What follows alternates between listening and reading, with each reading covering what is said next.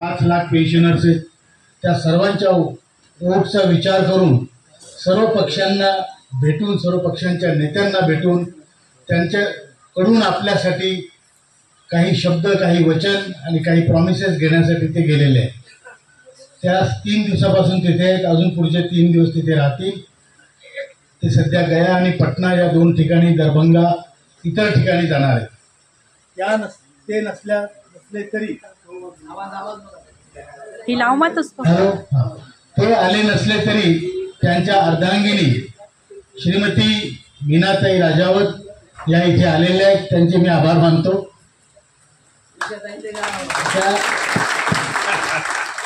आमच्या संघटनेचे राष्ट्रीय कोषाध्यक्ष आदरणीय भानुदास नारखेडे साहेब, संघटनेच्या महिला आघाडीच्या राष्ट्रीय सचिव आदरणीय सरिताताई नारखेडे, आपल्या महाराष्ट्राच्या महिला आघाडीच्या उपाध्यक्ष आदरणीय आशाताई शिंदे, सर्वांच्या चेहऱ्यावर आशा दिसते, निराशा दिसते. आता दादा इथे येऊन बोलले की ते तारीख पे तारीख देतायत, मग ती तारीख तुम्ही पकडत का नाही? ते राजकारणी आहेत, ते तारीख देतच नाही, लवकर करतो म्हणतात. आता लवकर शब्द इतका लवचिक आहे की त्याचा अर्थ 2 तासातही होतो आणि त्याचा अर्थ 2 वर्षातही होतो. आपल्या नशिबी संघर्ष आणि कष्ट केल्याशिवाय काही नाही. आपण खूप शहाणे आहोत, प्रचंड प्रमाणात आपल्याकडे बुद्धी आहे, आपण शहाणे आहोत. आपल्यापैकी प्रत्येकानं जग पाहिलंय, आपलं घर चालवलेलं आहे, मोठे मोठे निर्णय घेतलेले आहेत, आपल्या कुटुंबात, आपल्या कारखान्यात, आपल्या फॅक्टरीमध्ये. पण इतकं शहाणपण नसूनही सत्तेपुढं शहाणपण चालत नाही. हे सत्य आहे आणि सत्तेपुढं सत्यही चालत नाही, हेही सत्य आहे. पण आपल्याला थांबून चालेल का? चालेल का?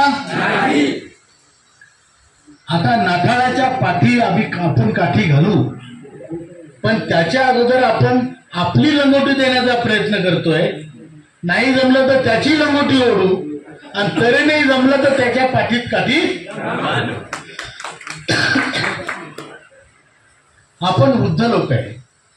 आता तुम्ही पहा, आपल्या देशाची स्थिती तुम्हाला माझ्यापेक्षाही जास्त माहिती आहे. तुम्ही जातीचं संघटन बनवा, भरपूर लोक जमा होतात, कुठल्याही जातीत. बरोबर आहे का चूक आहे? रस्त्यावर लोक मावत नाही हो.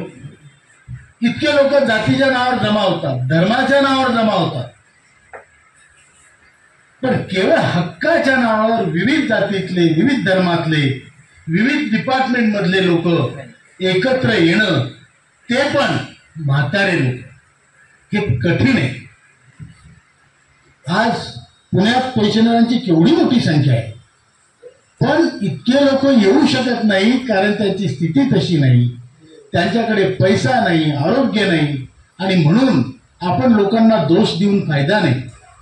आणि काय, ज्याच्याकडे दांडगाई त्याचं ऐकलं जातं. लोकशाहीत असं व्हायला नाही पाहिजे.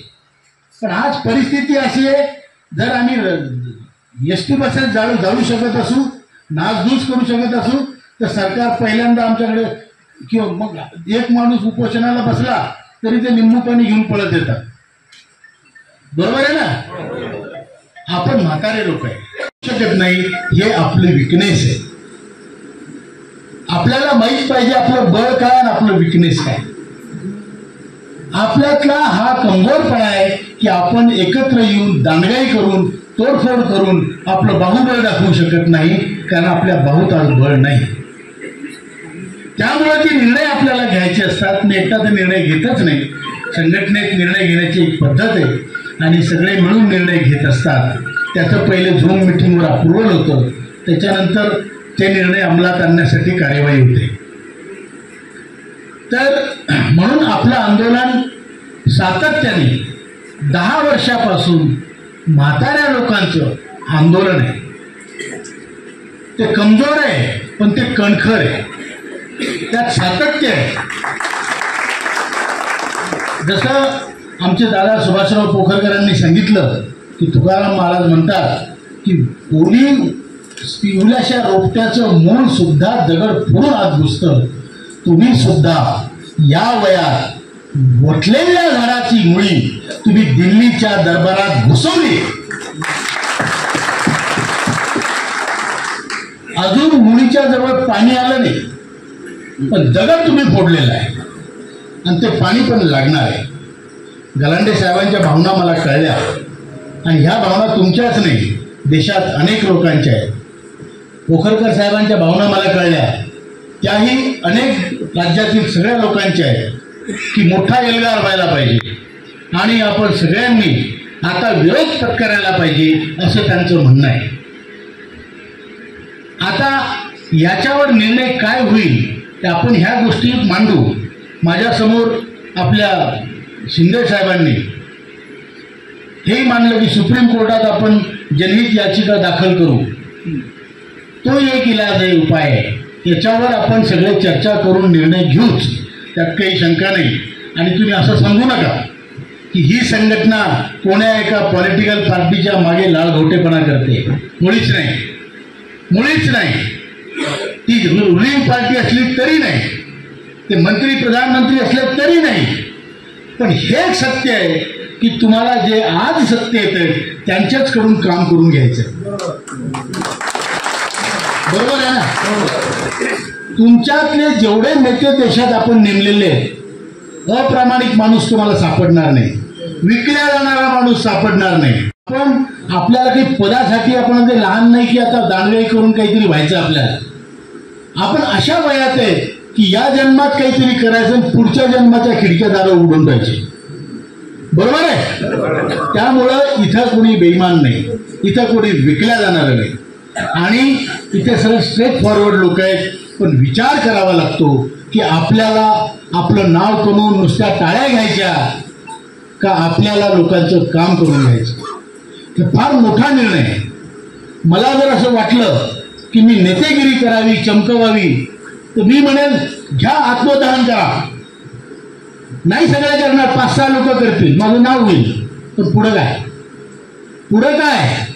ते पाप घेऊन मी पुढे जाऊ आणि तशी गरज पडली तर सगळ्यात पहिले मी करेन.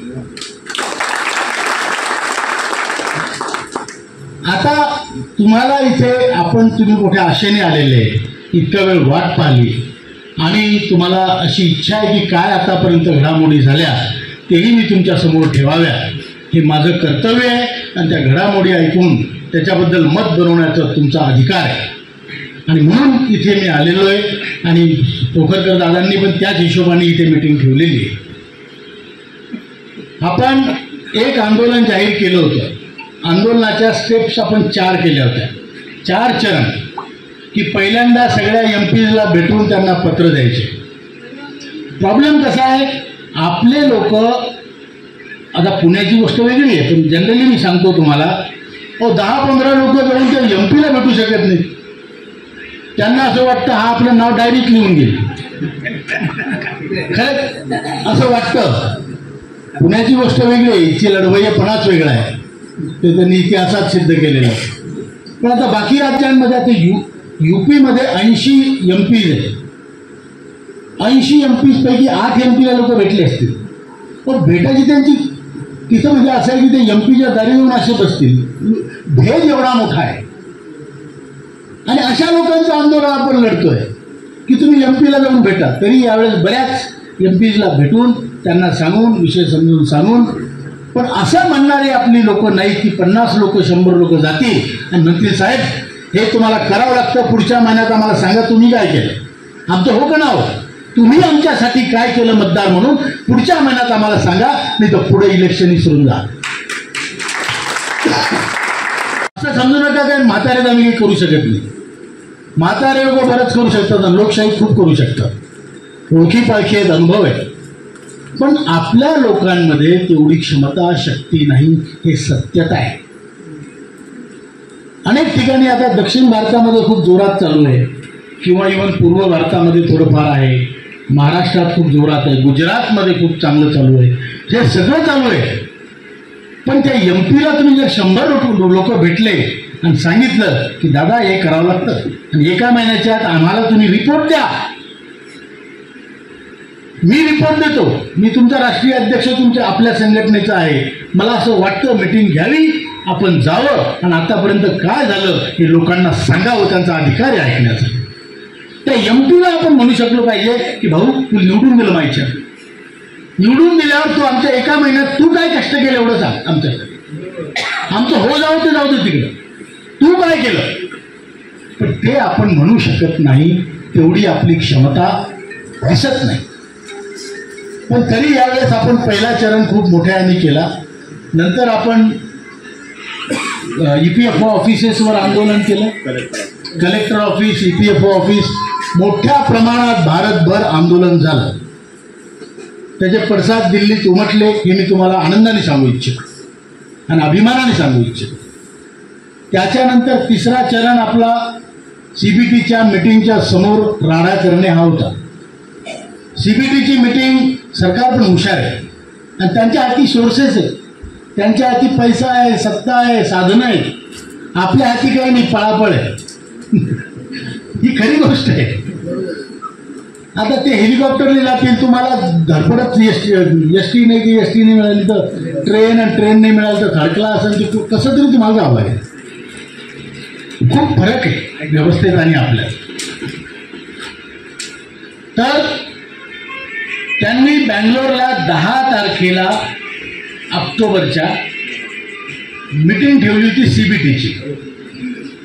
आपण लगेच आपल्या कर्नाटक, तमिळनाडू, केरळ, आंध्र प्रदेश, तेलंगणाच्या लोकांनी तिथे मोठ्या संख्येत जमाव करून CBTच्या मीटिंगच्या समोर ठिय्या मांडायचं ठरवलं. मी तिथे जाण्याचं ठरवलं. सगळी योजना बनली. नंतर त्यांनी सर्क्युलर काढलं की 10 तारखेला करवा चौथ आहे. याच्या बायकोला यांना चाळणीतून पाहायचं होतं त्या दिवशी. आम्हाला तू तसा नाही, तुला चाळणीत पाहू दो काय होणार आहे. मी कोणावर टीका नाही करत धार्मिक गोष्टीवर, पण सांगतो तुम्हाला की त्या कारणासाठी त्यांनी मीटिंग 11 आणि 12ला ठेवली. 11 आणि 12ला ठेवली. मग आम्ही 11 आणि 12चं ठरवलं की आता 10चं कॅन्सल. एखादं आंदोलन उभारून कॅन्सल करणे आणि पुन्हा रिऑर्गनाईज करणे त्या फार मोठ्या गोष्टी आहेत गरीब ऑर्गनायझेशनसाठी. मी तुम्हाला फक्त आपले कष्ट सांगतो, आपल्या लोकांची हिंमत सांगतो. जे तुम्हाला असं वाटतं की काही होत नाहीये, होत नाही, पण आपण करत नाही असं नाही.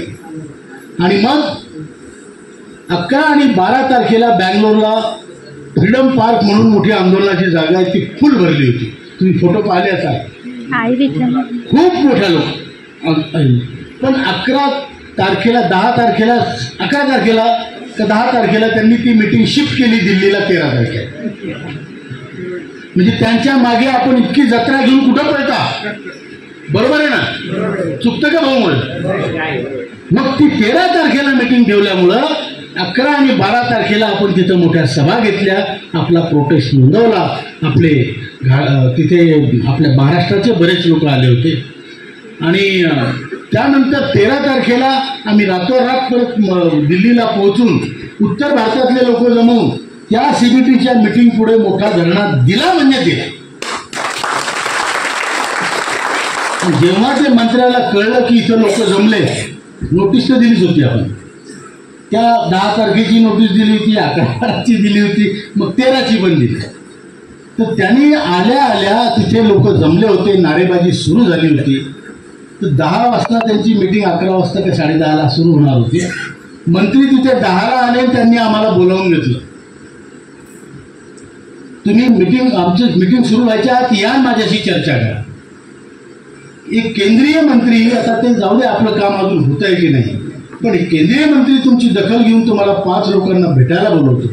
त्यात मी स्वतः होतो, आपले अजित कुमार घाडगे साहेब होते, त्यानंतर आपले वीरेंद्र सिंग साहेब आपले महासचिव होते, आपले सुरेशजी डंगवाल होते जे उत्तराखंडचे, आणि ओमशंकर तिवारी उत्तर प्रदेश. असे 5 लोक आम्ही गेलो.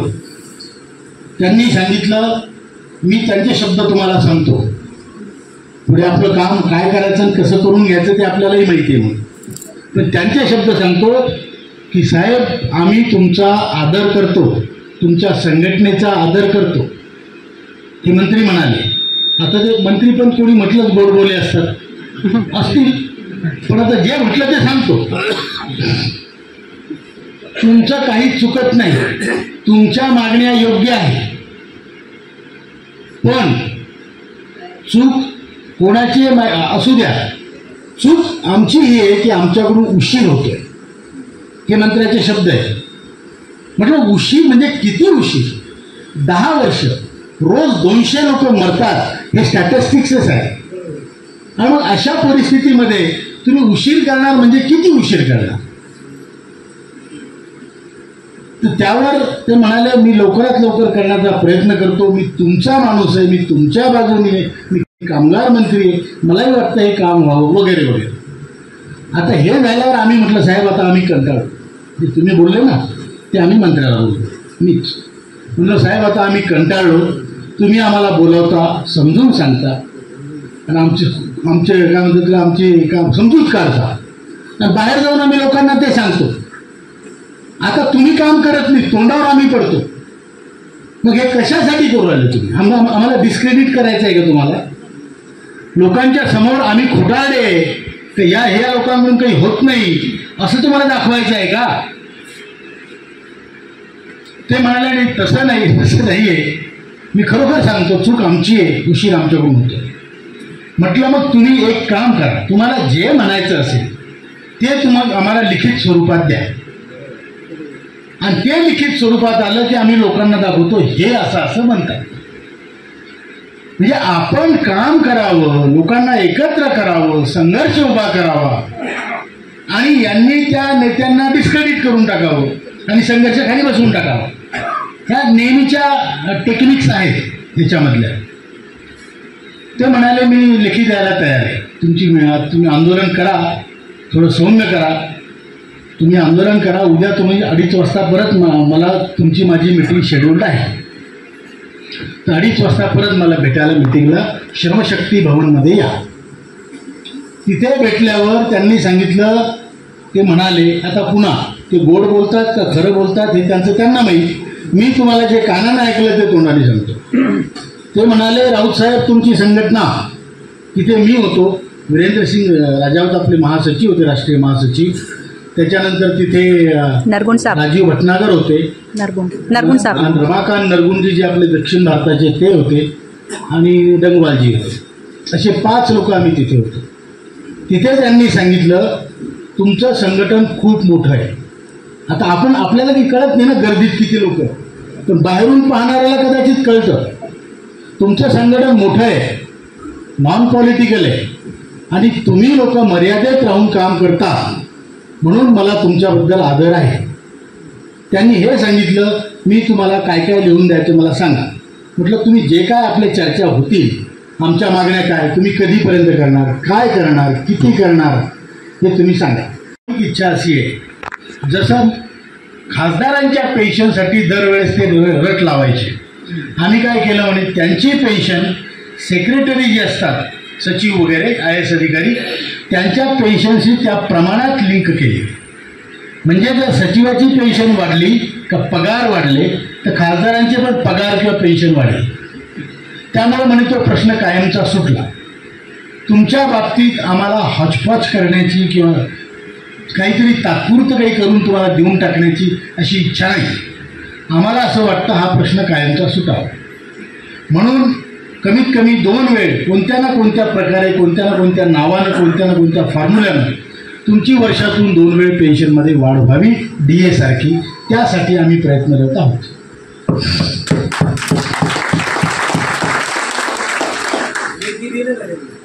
सांगतो बोलू जातो. तर त्यांनी त्या दिवशी लेखी नाही दिलं, दुसऱ्या दिवशी नाही दिलं, तिसऱ्या दिवशी त्यांनी व्हॉट्सअपवर ते लेखी पाठवलं. आता ते लेखीवर सही आहे EPFOच्या अधिकाऱ्याची की या दिवशी असे झाले, तुम्ही आंदोलनाला आले, तुम्हाला मंत्र्यांनी बोलावलं, मंत्र्यांनी तुमचा सत्कार केला, असं वगैरे इथे फालतू गोष्टी आहेत. पण खाली त्यांनी काय आपल्याला लिहून पाहिजे ते मोठ्या प्रकारे दिलेलं आहे. त्यात असं नाही या तारखेला मी वाढवतो, असं पंतप्रधानाशिवाय तुमची पेन्शन वाढवण्याचं ऐलान या जगात कोणीही करू शकत नाही, हे तुम्ही लिहून ठेवा. आता लोक मला म्हणतात तुम्ही पेन्शन कधी वाढवणार, मी वाढवणारा नाही आहे बा. हे त्यातलं कोणी वाढवू शकत नाही. हे सगळे लोक प्रयत्न करणार आहेत तुमच्या वतीनं तुमचे प्रतिनिधी म्हणून. वाढवणे पंतप्रधानच करतील आणि एवढ्या मोठ्या गोष्टीचं क्रेडिट त्यांनाच मिळालं पाहिजे तेच घेतील. त्यामुळं त्यांनी हे लिहून दिलेलं आहे पत्र व्हॉट्सअपवर आहे. तुम्हाला पाहिजे असल्यास तुम्ही पोखरकर साहेबांकडून घेऊ शकता, आमच्या मोहन शिंदे साहेबांकडून घेऊ शकता. हे आपल्या ग्रुपला जॉईन आहे ते सगळ्यांना मिळतं. जे ग्रुपवर जॉईन नसतील जॉईन व्हा, ते पत्र पण घ्या. तर त्या पत्रामध्ये त्यांनी सरासरी आमचं जे बोलणं झालेलं आहे ते बोलणं त्यात लिहिलेलं आहे. मंत्री हे सुद्धा म्हणाले की तुमच्या संघटनेचा प्रभाव इतका मोठा आहे, पुढे चालून कामगार कल्याणाच्या विषयावर अनेक विषय आम्ही लावणार आहे, त्यासाठी सुद्धा तुमच्या संघटनेची आम्हाला गरज पडणार आहे. आणि त्यांनी या भाषेत म्हटलं तुमची आम्हाला मदत लागणार आहे. इथपर्यंत मोकळं बोलणं झालेलं आहे. त्यांनी ते पत्र आपल्याला दिलेलं आहे. ते पत्र आपण प्रसारित केलं आहे, पण त्या पत्रावरही काही ऑब्जेक्शन्स आहेत आपल्या लोकांचे. आता आपल्या लोकांचंही कसं आहे, जे भक्तिभावानं प्रामाणिकपणे म्हणतात ही संघटना म्हणजे जे करेल ते आपण सामील, असे बहुतेक लोक आहेत. म्हणतात ही नाही, आम्हाला ती आवडती. मग ती आवडती तरी चांगली गोष्ट आहे, पण मग ही का नाही आवडत हे याच्यावर जास्त जोर देतो. बरोबर आहे, समजतं का मी काय बोलतो. तर ते असे पण काही लोक आहेत की ते राऊत साहेबांना विकत घेतलंय. अरे राजा, मला कोण विकत घेणार आहे? विकत ज्या माणसाला घेतला तो व्यापारी आहे. आम्ही व्यापारी नाही, मिलिटरीमन माणसं आहे. विकत नाही. त्याच्यानंतर त्यांनी काही लोक असे म्हणतात पण त्या पत्रावर तर मंत्र्याची सहीच नाही, ती का अधिकाऱ्याची आहे. आतापर्यंत कोणी मंत्र्याने सही करून म्हटलं का हे मोठं डिसिजन सरकारचं तुम्ही करा? मंत्री हा निर्णय घेतो, सरकार हे निर्णय घेतं आणि ते कार्यान्वित करण्याचं काम हे तिच्या अधिकाऱ्यांचं, IAS अधिकाऱ्यांचं, ब्युरोक्रसीचं असतं. ही सिंपल नॉर्मल प्रोसेस आहे. बरोबर आहे. मग आता हे त्याच्यावरही लोक म्हणतात राऊत साहेब खोटं बोलले तर त्या मंत्र्याची सही नाही. मंत्री तुमचं काम करणार, ते सही करून तुम्हाला पत्र देऊन त्याची खुर्ची खाली करेल का? त्याने जर सहीनं पत्र दिलं तर मोदीजी म्हणतील तुम्ही कोण आहात, कुठा. बरोबर आहे, आलं का लक्षात? तर त्यांनी जे दिलं प्रॉपर प्रोसिजरने दिलेलं आहे. तरी सुद्धा आपला आता 2 चरण संपलेले, तिसरा चरण आंदोलनाचा आता आपल्याला एक स्पष्ट झाले. आपली मिटिंग मंत्र्याबरोबर झाल्यानंतर काही पत्रकार तिथे गेले. त्यांना मंत्र्यांनी सांगितलं आमचा विषय आमच्याकडून आम्ही क्लिअर केलेला आहे आणि EPS 95 पेन्शनचा विषय हा कॅबिनेटमध्ये आम्ही पाठवला आहे. कोणताही निर्णय भारताचा निर्णयाच्या प्रोसेसमधून गेल्यावर फायली हे मंत्री संत्री मिटिंगी सादरीकरण सगळं झाल्यावर तो जातो कॅबिनेटकडे आणि कॅबिनेटच्या मिटिंगमध्ये त्याच्यावर फायनल निर्णय होत असतो. कॅबिनेट मिटिंग म्हणजे ज्यात कॅबिनेट मिनिस्टर असतात, ती मिटिंग दर मंगळवारी होते. लक्षात घ्या, काहीतरी म्हणजे असा कसा देत नाही हे मला मान्य आहे, घेतल्याशिवाय राहत नाही हे बी मान्य आहे, पण ती प्रोसिजर तर तुम्हाला पाहावं लागेल की नाही बघा काय गलांडे साहेब. बरोबर आहे. आता आपला तिसरा चरण हा आहे, त्यासाठी तुमची हिंमत लागणार आहे. मी आत्मदहन करीन, फार सोपं आहे. तुम्ही पहिल्या एका मंत्र्याला घेऊन दाखवा, काढा पत्ता जावडेकरचा, कुठे घेरा 100 लोक आणि विचारा बघा भाऊ हे यूट्यूबवर तुमचीच क्लिप आहे काही, तुम्हीच आहे आहे. बरोबर आहे की नाही? एवढं तर करा. ते पोखरकर साहेबांनी असं करायला पाहिजे, राऊत साहेबांनी ते करतील बापा, पण तुम्ही स्वतः 100 लोक जाऊन त्या माणसाकडे जाऊन त्याला विचारायचा जबाब काय, कधी बोलला होता तू हे, म्हणजे तू काही बोलशील आणि त्याच्यावर आम्ही भांडत बसावून तू मात्र पळून जाशील, हे मान्य आहे का आपल्याला? ते पण BJP पक्षाचा प्रवक्ता असताना तुम्ही बोलले, त्याला रिस्पॉन्सिबल तुमची पार्टी नाही का? हे विचारा त्यांना विचारा, बाकी मंत्र्यांना विचारा. आता आपला तिसरा चरण पोखरकर साहेब हा आहे. आपण आंदोलन केवळ नेत्यावर अवलंबून कधीच नसतं. आंदोलन हे प्रत्येक माणसावर अवलंबून असतं. प्रत्येक घटकावर अवलंबून असतं. ही एक लोखंडाची साखळी आहे. एक साखळी कमजोर म्हणजे ती साखळी कमजोर. त्यामुळं आता आपला तिसरा चरण आहे. जेवढे कॅबिनेट मिनिस्टर्स आहेत आणि मी तर म्हणजे जेवढे राज्यमंत्री सुद्धा आहेत त्यांना घेरणे म्हणजे की दादागिरी करणे नाही.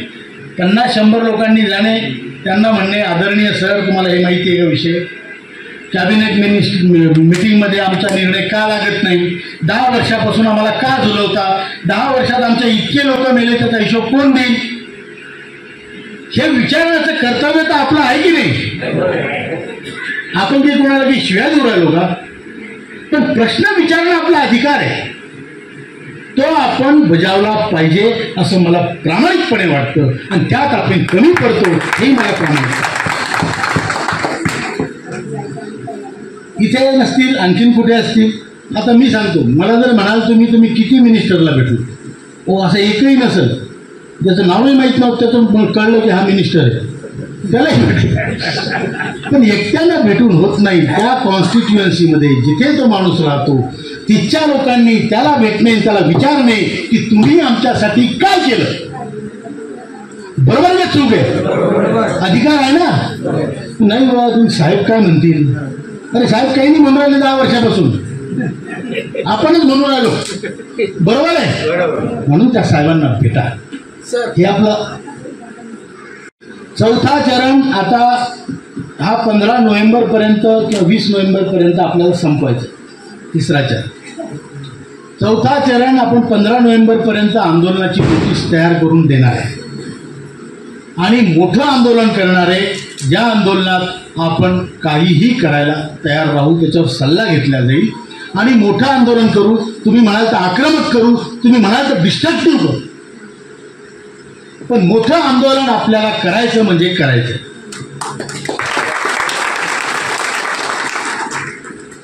मला अशी खात्री आहे. आता काय होतं सांग, मी कधी पण म्हणतो ना की आपलं काम 2 महिन्यात होणार आहे, तर 2 महिन्यात होतच नाही. त्याच्यामुळे म्हणायची पण भीती वाटते. आपलं माहीत काहीच नाही, माहीत हे फक्त अंदाज, पण लवकर आपलं काम होईल अशी आपल्याला अपेक्षा आहे. आणि आंदोलन करण्याची पाळी आपल्यावर येऊ नये अशी ईश्वराचरणी प्रार्थना आहे. पण ती पाळी आली तर आपण मागे हटणार नाही हे तुम्हाला मी आश्वासन देतो. आणि आपण सगळे मिळून त्या लढाईसाठी तयार राहू. निराश होऊ नका. मला माहिती आहे सगळे आपण खूप थकले आहात. आंदोलन करून ऐकून त्या यूट्यूबच्या खोट्या बातम्या ऐकून कंटाळलेले, कोणाचा फोटो छापतात, कोणाचा फोटो दाखवतात व्हिज्युअलना, त्याचा आवाज त्या आर्टिफिशियल इंटेलिजन्सने त्याला लावतात. हे बघा राऊत साहेब काय म्हणू राहिले. बरोबर आहे ना. तर राऊत साहेबाचं तोंड दुसऱ्या याच्यावर हलतो, याचा शब्द दुसरे असतात. हे बघा मोदीजी काय म्हणाले. मोदीजीने बुलाया राऊत साहेब को. काही विश्वास ठेवू नका. तुमच्या नेत्यांना विचारा, त्यांना माहिती आहे. करता येत नाही. सोशल मीडियावर तुमच्यावर अश्लील फोटो जरी टाकले तर त्या माणसावर केस करत नाही. तसे आपण एखादोखावर FIR केले होत नाही तर दुसऱ्या नावाने लगेच चॅनल सुरू करतो. तर सांगायचं म्हणजे निराश होऊ नका. काम होणार आहे याच्यावर विश्वास ठेवा. आणि केंद्र सरकार या बाबतीत सिरियस आहे. आपल्याला मेडिकल फॅसिलिटी 58 वर्षाच्या वयापासून मोफत मेडिकल फॅसिलिटी मिळण्याचा मार्ग मोकळा झालेला आहे. आपल्याला महागाई भत्ता मिळणार असं मंत्री स्वतः म्हणाले. आणि 7,500 ही आपली मागणी अजून कायम आहे. त्यात कुणी मला अजून कमी करा असं म्हटलं नाही. त्यामुळे आपण गृहीत धरू की देताना 10 वर्षाचा बॅकलॉग आहे, तर त्यांना विचार करूनच द्यावं लागेल. नाही तर आपल्या दारी कोणी दान मागायला, भिक्षा मागायला आल्यावर आपण जर त्याला चाराने दिले तर तो माणूस आपल्याकडे कशा दृष्टीने पाहतो हे तुम्हाला माहिती आहे ना. म्हणजे हात साला कंजूस 10 पैसे दिले ना सावकारांना. बरोबर आहे. त्यामुळं त्यांना सरकारला आपल्याला असंच देणं भाग आहे ज्यात सरकारची इज्जत आणि सरकारची साख ही कायम राहील. त्यामुळं आपली मागणं पूर्ण होईल याची मला खात्री. फक्त आता एका आठवड्यात हे म्हणू नका, तुम्ही तर म्हटलं होतं मागणी पूर्ण होईल, अजून झाली नाही. कारण ते आपल्या हातात नाही. आपल्या हातात आंदोलनाचा 3रा चरण आणि आंदोलनाचा 4था चरण करणे हे आपल्या हातात आहे. बरोबरच आहे. आणि त्यासाठी आपण सगळे सज्ज आहोत. आणि त्यासाठी आत्मदहन वगैरे फार दूरची गोष्ट आहे. ते करायची पाळी आली तर तुमचा भाऊ आहे, तो करेल. धन्यवाद.